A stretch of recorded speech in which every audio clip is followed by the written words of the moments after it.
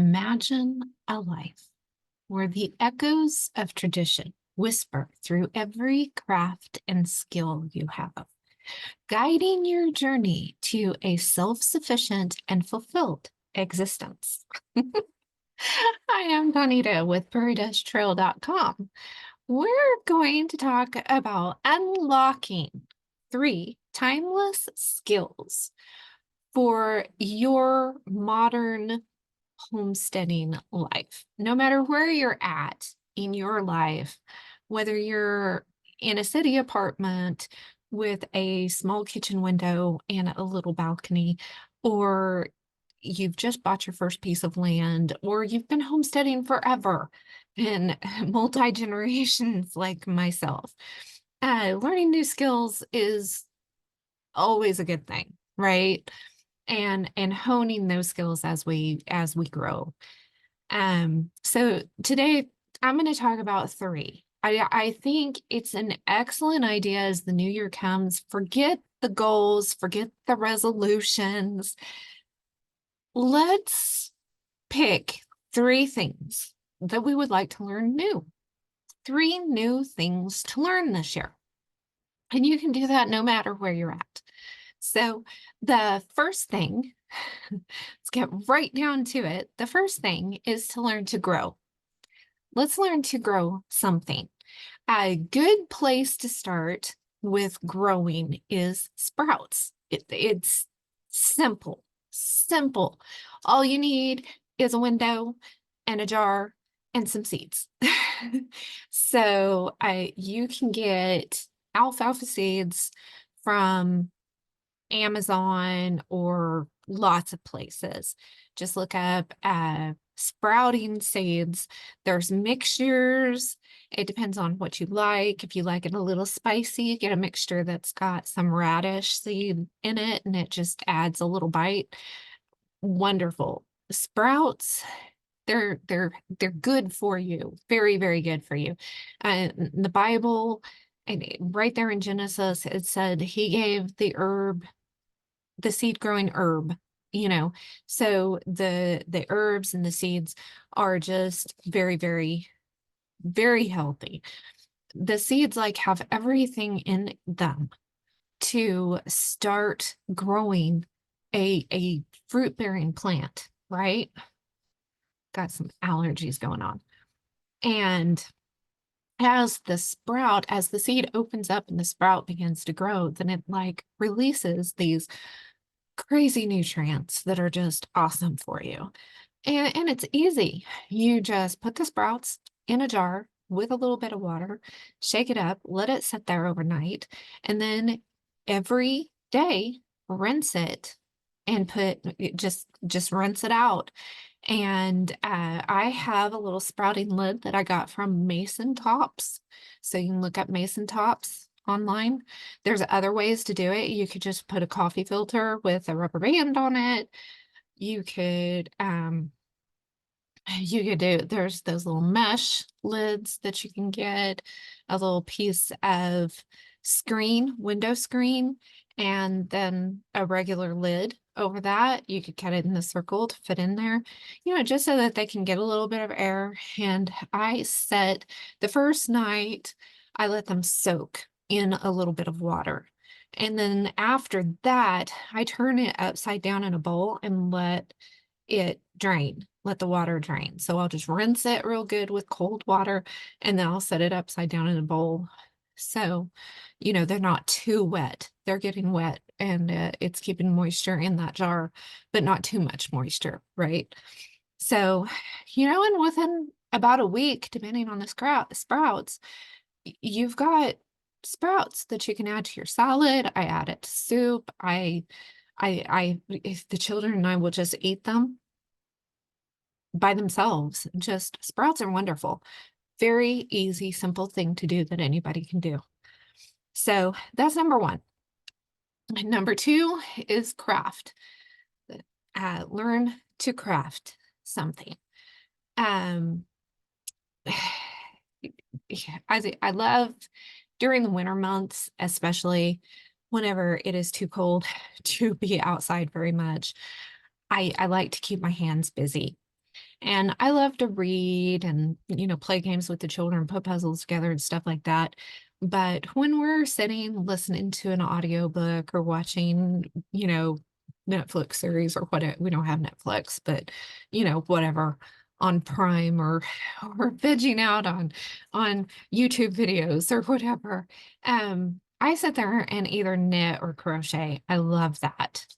There's cross stitching, knitting, crocheting, all kinds of things like that.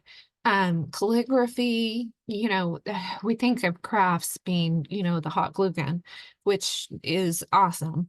And there's all kinds of things that you can do there. Last year, one of the YouTubers that I loved watching, she hasn't been on, and I'm praying for, Drawing with Waffles. She's got a lot of neat videos if you'd like to go check out her stuff.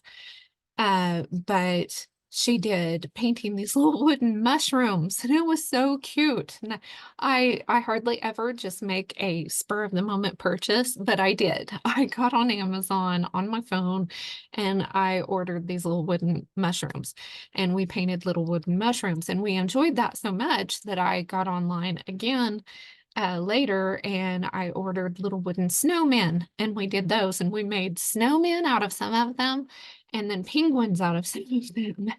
So we had a blast just doing something like that. Pick something. I'm going to hopefully soon go through my craft and sewing book so I can share with you guys things that help you learn. Of course, there's tons of stuff online. YouTube can teach you whether you're right-handed or left-handed. And if you find somebody that you like on YouTube and you'd like to see what they're doing and you're left-handed and for like crochet or something, do the video, like on your phone or something in front of a mirror, and it'll show you the mirror image of it. Good little point there. In order to get learning these crafts, number one, it gives you homemade gifts that you can give to people that can mean so much more than a store-bought gift. So, I mean, if you've got birthdays and then the holidays and stuff, and gifts to be able to give people, wedding gifts, all kinds of things like that. So, homemade gifts is a wonderful thing. Just the joy of being able to create something yourself is lovely. Plus it's building dexterity and it's an exercise for the brain. So like knitting or crocheting, and I wear copper gloves. I've got some support gloves that help because I've got a little what do you call that? Neuropathy, and then some arthritis in my hands. So I do wear supportive copper lined gloves, fingerless, so I can, not that I can feel the end of my fingers very well, but available so I can, look up something on my phone if I need to look up the instructions or something. They help immensely. And I haven't used them yet, but I just invested in some copper knitting needles, and I'm looking forward to trying those and see if those help as well. But, you're using both sides of both hands for these things, whether it's crocheting or knitting. You have to hold the thread with one hand and the hook with the other, and go around and use both. So it's using both sides of your brain at the same time. I mean, it's really good exercise. And I know some people, their hands are a little farther, gone than mine are. And so there's other crafts and things that you can do as well. There's always something, that you can learn to do to help keep your hands busy. And even if it's just coloring, and I've got a number of different coloring books that I just really enjoy, this kind of stuff. So even if it's just coloring, you can have those framed and you can color. I know Debbie the dietitian, homeschooling dietitian mom, she sells coloring bookmarks. And that would be a great gift to color some bookmarks and give to people. So there's all kinds of ideas like that. And it's also a stress reliever, right? To be able to have something like that. Who needs a fidget gadget when you can work with your hands and be productive at the same time, right? Okay, the third skill is to build and repair. Unleash your inner handyman and learn to build, fix, maintain something yourself. Explore kits, DIY projects, and yeah, really, you can save money on servicing things yourself. Learn how to clean the filters in your heating and air conditioning systems. Learn to do that yourself. It'll save you a ton of money having that done. I don't know how much they're charging to do that for people nowadays. And we're coming up in the spring, you need to be getting that done and have things all cleaned out before you switch from heat to cool the next year. We don't have central here, but we do have window units. So the window units will have to be taken out and the filters taken out, and they'll have to be all cleaned up and everything because we have a lot of wind and stuff that dust and dirt that blows in the wintertime, and they need to be cleaned out. So yeah, you can learn how to do that. Like I said, a kit, there's like birdhouse kits. You could build a birdhouse. You could change our bathroom sink needs to be changed here pretty soon.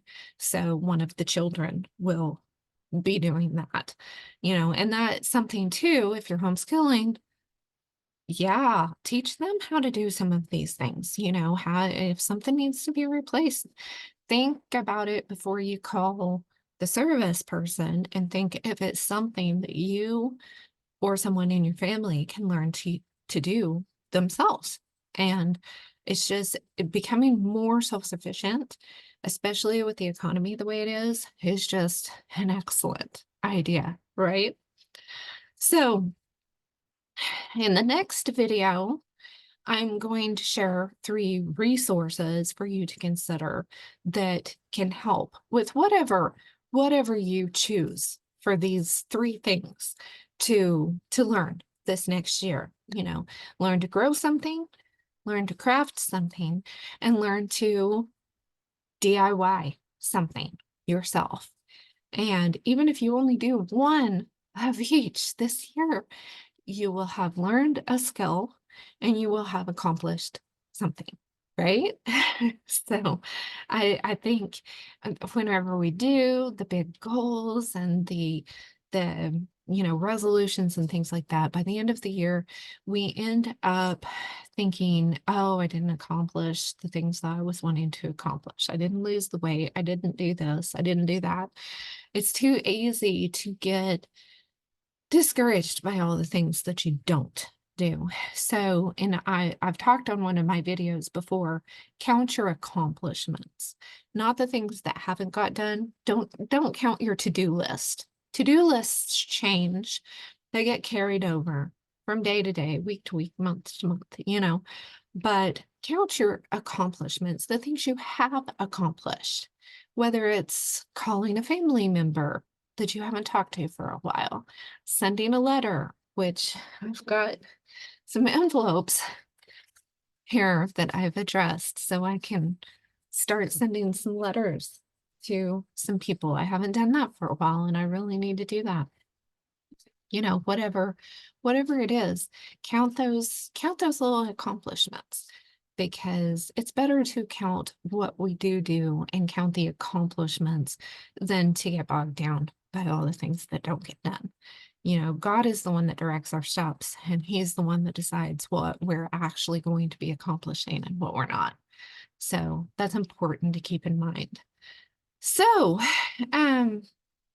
let's see, For more inspiration, guidance, biblical-based principles in homesteading, homemaking, and homeschooling and beyond, consider subscribing to Prairie Trail magazine. If you financially aren't ready for something like that, then I do have a free newsletter, and there's freebies there that you can get, including the free stars coloring book, and explore the wisdom of the past with us so you can navigate the dust storms of life with God's divine help. Thanks for coming, guys.